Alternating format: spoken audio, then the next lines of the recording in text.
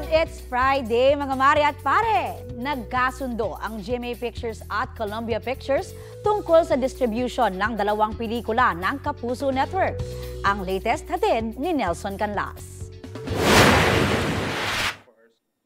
Sa kauna-unahang pagkakataon, lumagda ng distributorship contract ang GMA Pictures at ang Columbia Pictures para pagtulungan ang release ng dalawang pinakamalalaking pelikula ng Kapuso Network. Ang Metro Manila Film Festival 2024 entry ng GMA Pictures at GMA Public Affairs na Green Bones.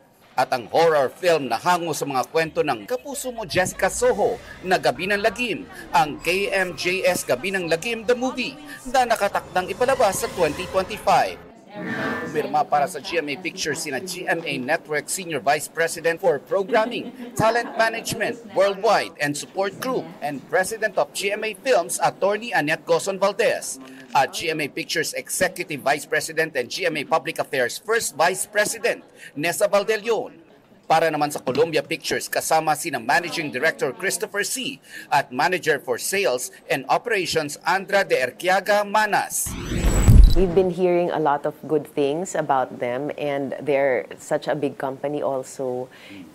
Napaka-importante rin kasi nitong dalawang pelikula natin, ang Green Bones at saka ang KMJS, Gabi ng Lagim. So we really want to have all the recipes for success for these two movies, and we feel and believe that Columbia will be a good partner for this movie. We're very excited. Everyone at Columbia Pictures is thrilled to be doing this partnership with GMA Films. Columbia's always been committed to the theatrical experience, so we're really anticipating distributing Green Bones. Dumating din sa contract signing ang mga bida ng Green Bones na sina Dennis Trillo at Ruru Madrid. Green Bones. Everybody's asking, what are Green Bones? Yes.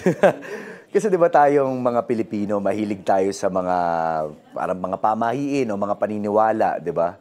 Ang Green Bones, sinasabi po ng mga nakatatanda po sa atin, pagka daw po kinremate ang isang tao at may nakitang berdeng buto, ang ibig sabihin po nun ay naging mabuti siyang tao nung siya'y nabubuhay pa.